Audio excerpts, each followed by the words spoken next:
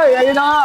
Ayun na nga, nandito kami ngayon ni Ate Jeng sa Cycle Art. Meron tayong ipapakita sa inyo.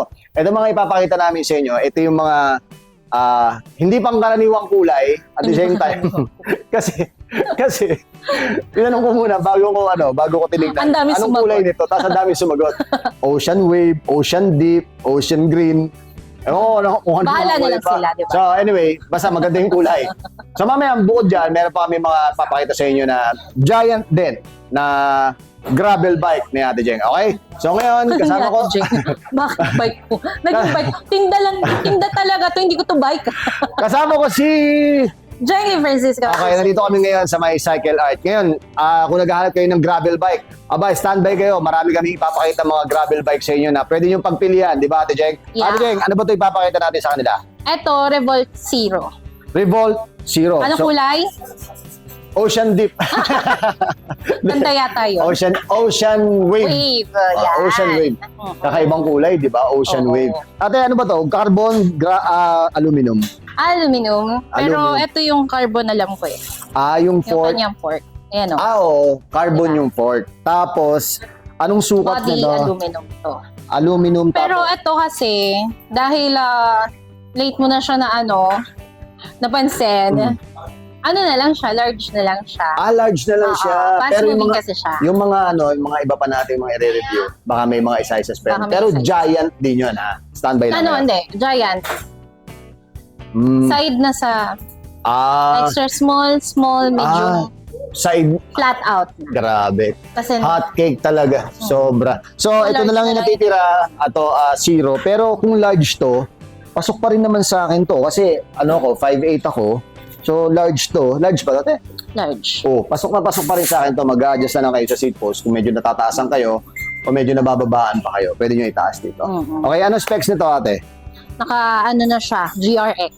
GRX 810, 8120. 12 speed. Yung 12 speed. Ay, bago yun. Mga 8 series yun. Hindi siya yata 8. 6 series yata. 6 series. 610. I believe it's 610. Pero yung RD niya kasi, shuffle kasi yun. Yun sa GRX. Kapag ka nag-assemble. Yung sa RD niya. RD, wala FD. Wala namang RD ng 6 series. 6 series. So 8 talaga siya. 8 series. Tapos pagdating sa crank, doon nag-a-adjust kung 8 series o 6 series. Since okay lang, maganda ka naman. Since 2x siya, so hyperglide yun. Pag 1x, yun yung sinasabi ko, di ba, pag 1x, malalaki yung plato. Cogs, LG. Oo. LG ang gamit. Hindi. HD din. Hindi. Microspline. Microspline na. Kasi 12 speed. 412 speed. 412 speed. May 51 and then may 45. Ito nga pala, kung mapapansin nyo, 12 speed na yan. 12 speed. Pero kung 2x. 2x. Tapos, ang ratio ng tip nito, ng cogs nito, ate, nasa 36.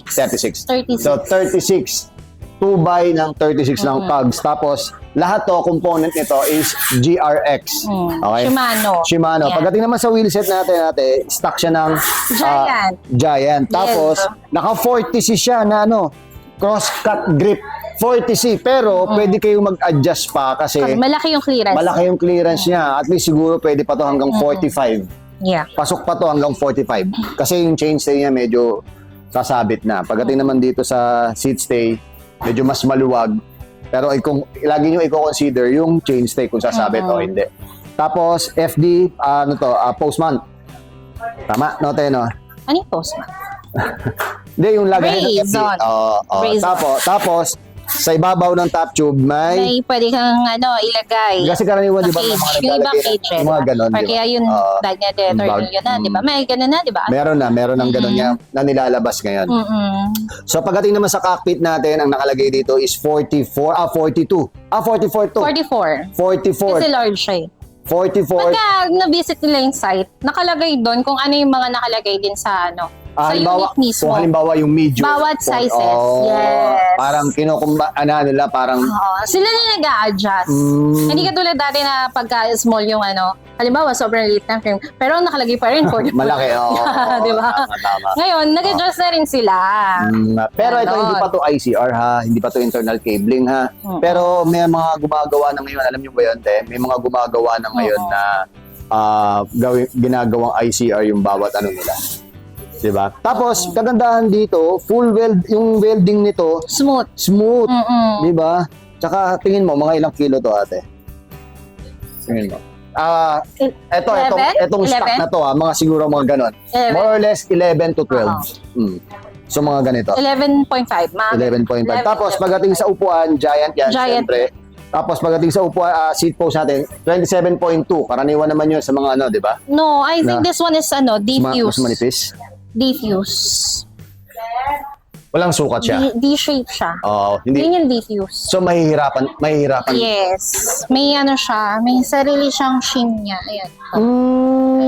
So, Hindi siya hindi siya round. conventional na 27.5 na ano. Ay, oo. Yeah. Hindi nga siya bilog. Di siya. Oo. D-shape. So, ayun, kagandahan may QR code na to. Bakit para sa yung QR code dati?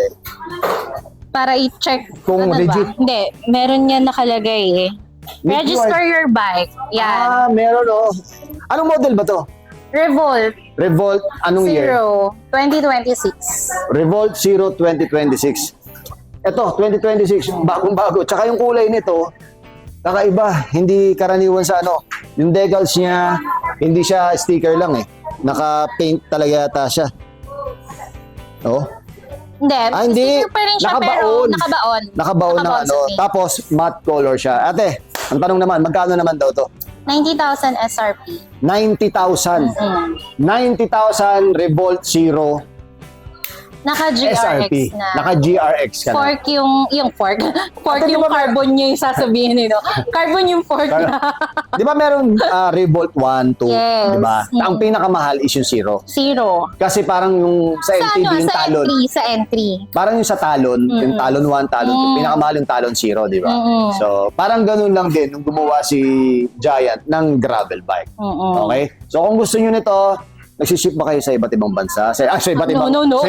sa iba't ibang panig ng Pilipinas? Yes. Okay. Pero shoulder nila yung shipping since nagbibigay kami ng malaking discount.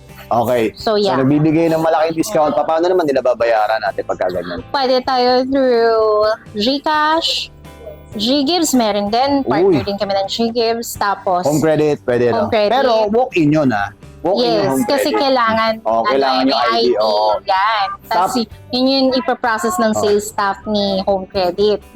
And then, mas lalo na, okay, bank transfer.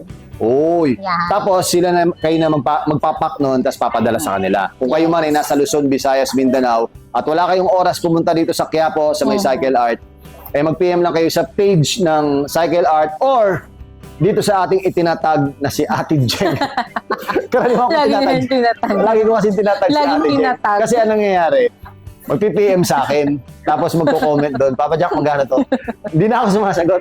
Tinatag ko na lang si Ate Jeng. Kasi si Ate Jeng nakakaalam ng kabuuan ng presyo ng mga ganyan. Ayun. Okay? So Ate Jeng, invite mo sila.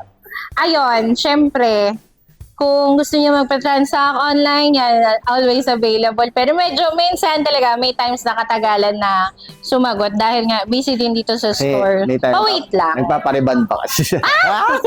Ang ganda ni Ate Jeng ngayon. Yun. Kasi medyo busy din minsan sa store. So, minsan nahihirapan din ako maghagal sa messages. Pero sure naman yun na babalikan ko kayo.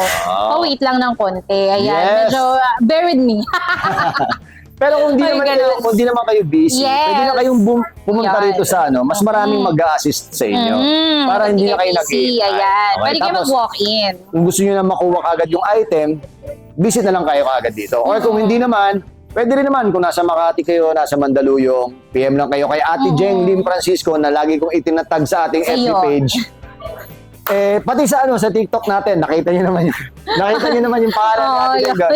So, PM niyo lang siya doon and then kayo na bahalang mag-transaksyon. Pero inquiry talaga ako doon. Salamat pala sa mga naka-follow din sa akin. May mga followers din kasi talaga ako doon matagal na. Oy, follow niyo rin. Doon talaga nag-i-inquire. Okay lang ba? Yes. Sabihin natin yung pangalan mo.